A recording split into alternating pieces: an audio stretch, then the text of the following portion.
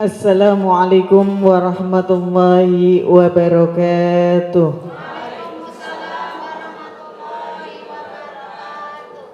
A'udzu billahi minasy syaithanir rajim.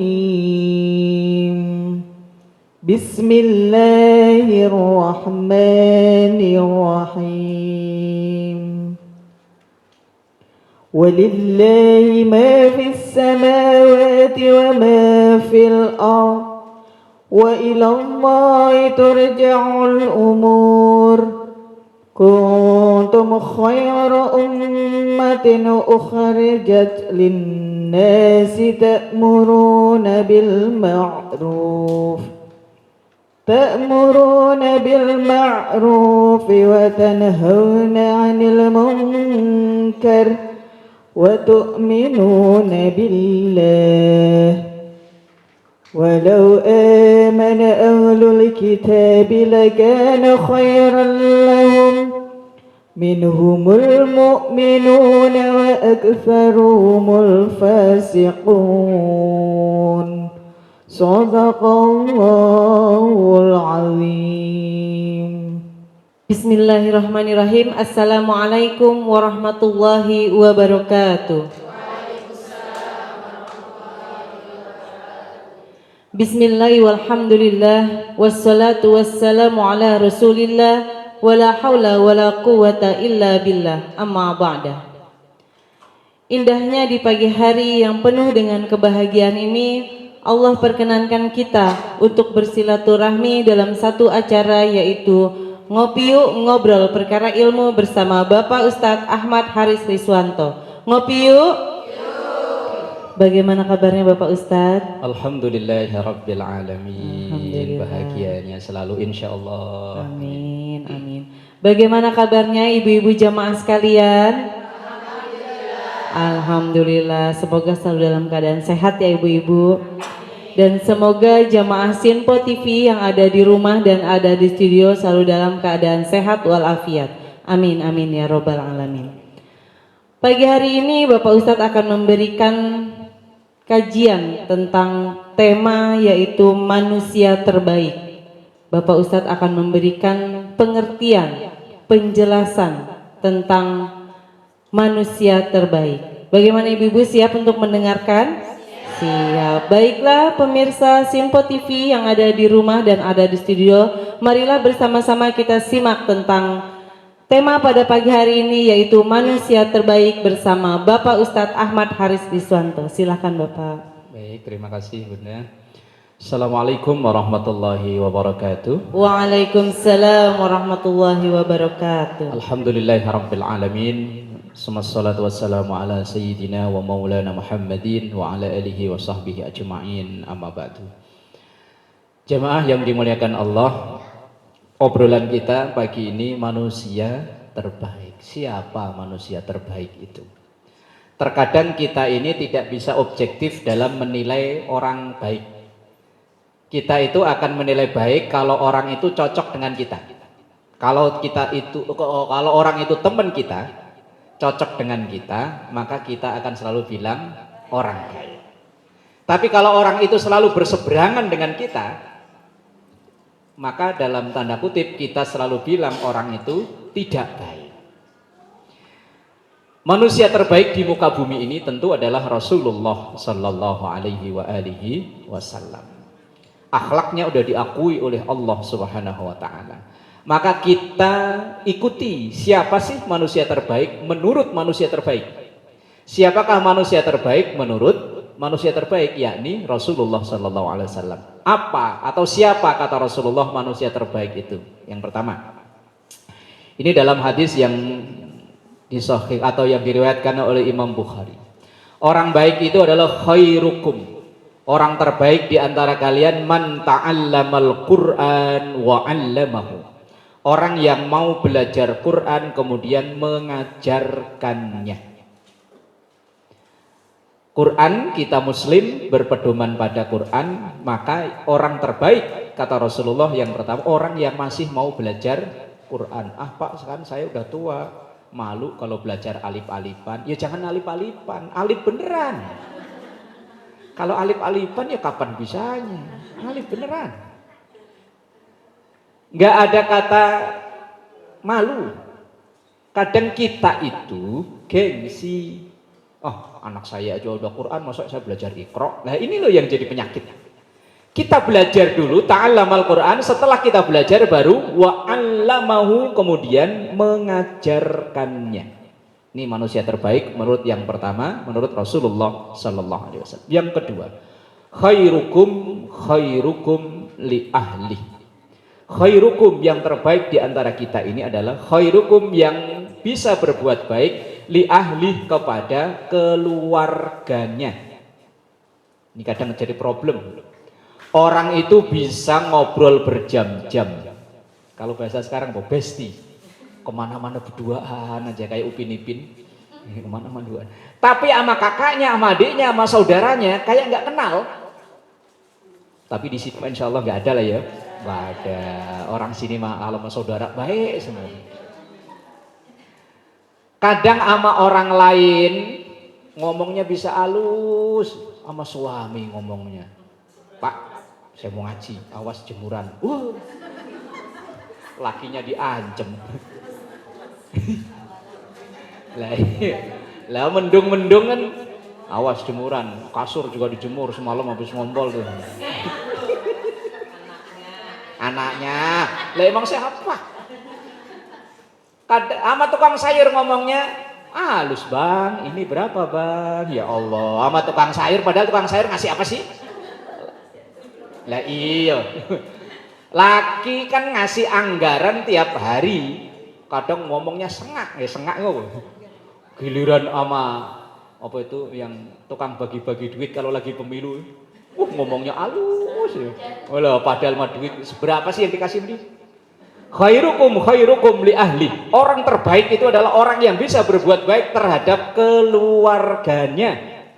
Karena bagaimanapun, apapun, ketika kita tertimpa kesusahan, yang kita lari pertama keluarga.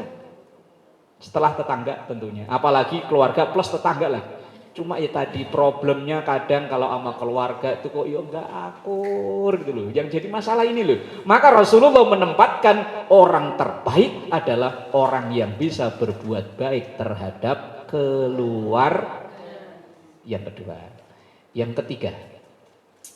Ini juga ada dalam Sahih Bukhari. Ini kena ke kita ini. Khairukum ahsanukum qada'an.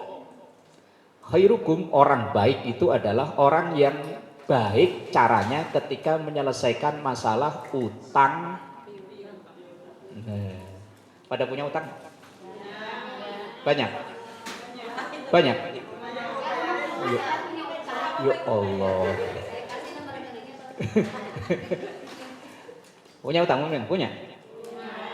Kasihan amat ya. Setiap kita itu untuk memenuhi kebutuhan memang tidak bisa lepas dari yang namanya minjem utang. Rasulullah, para sahabat pun ya pernah utang.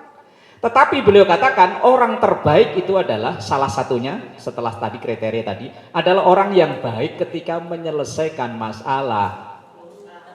Ini kadang ketika ngutang aja ya Allah, muji-muji setinggi langit, giliran ditagih berantem.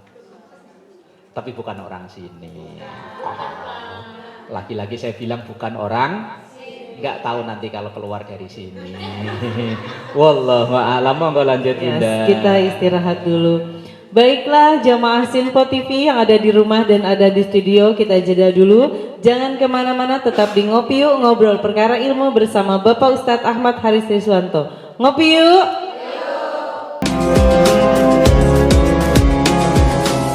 Terima kasih jamaah Sinpo TV yang ada di rumah dan ada di studio, masih tetap di sini di Ngopi Yuk, ngobrol perkara ilmu bersama Bapak Ustadz Ahmad Haris Riswanto. Ngopi yuk.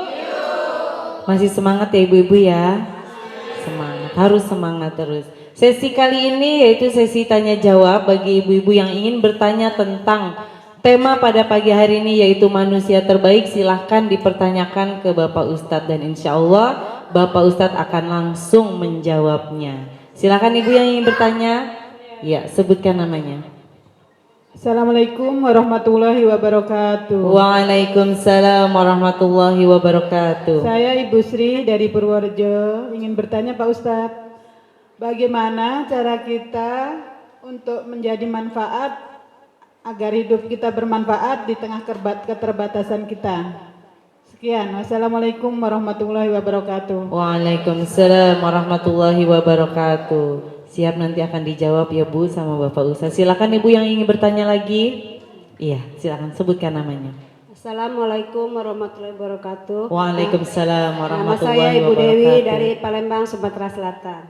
Mau bertanya Pak Ustadz, apakah berdosa kita membaca Al-Quran tapi masih banyak salah?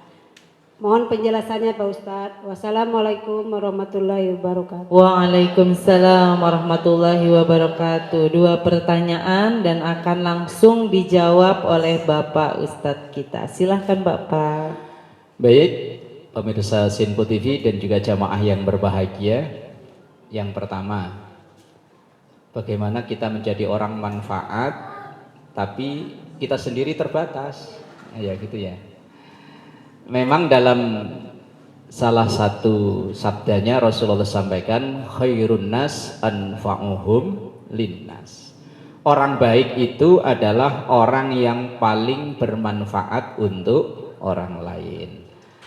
Lah, bagaimana kita mau menjadi orang yang bermanfaat wong kita sendiri terbatas. Ada satu makalah yang makalah ini disandarkan kepada Sayyidina Ali bin Abi Thalib. Beliau sampaikan begini, man kana lahu mal falyatasaddaq bimali. Kalau memang dia orang berduit, ya bermanfaat dengan duitnya.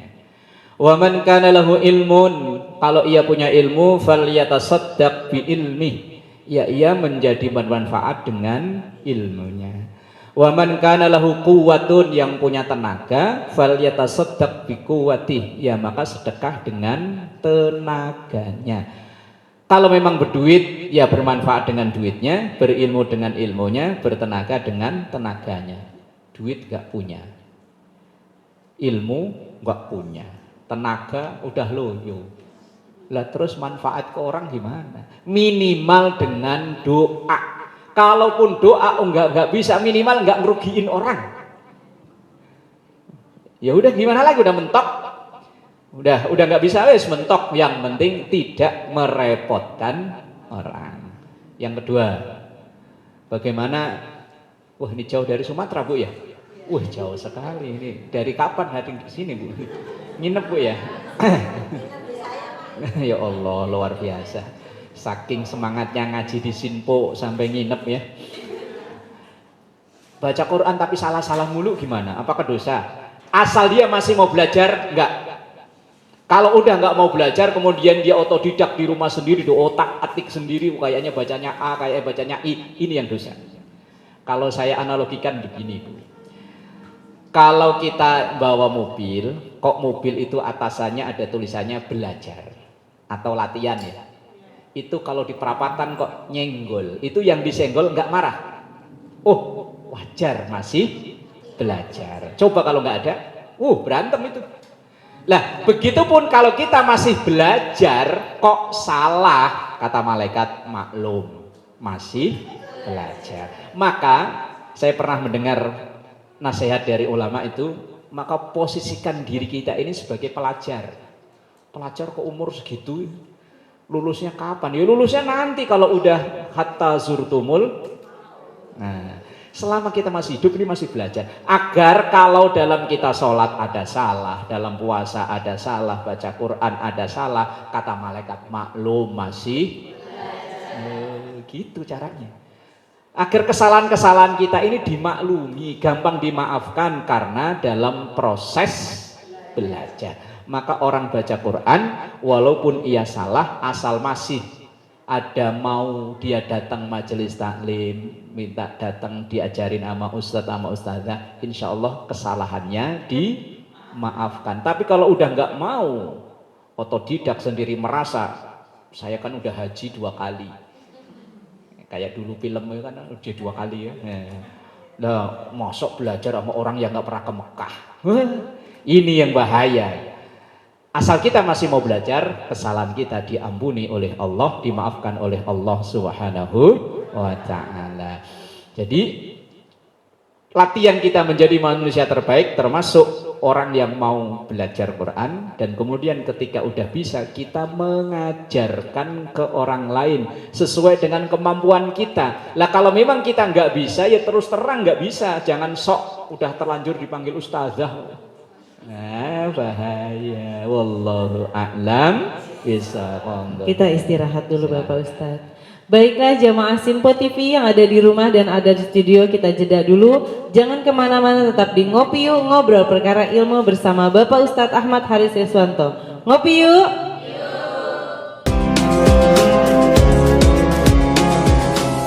Terima kasih jamaah Sinpo TV yang ada di rumah dan ada di studio, masih tetap di sini di Ngopi Yuk, ngobrol perkara ilmu bersama Bapak Ustadz Ahmad Haris Riswanto. Ngopi yuk.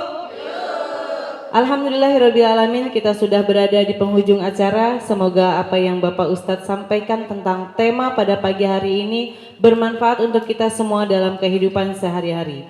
Sebelum doa penutup, Bapak Ustadz akan memberikan kesimpulan tentang tema pada pagi hari ini. Mohon maaf apabila ada kata-kata yang salah. Saya Suri Susanti undur diri. Wassalamualaikum warahmatullahi wabarakatuh.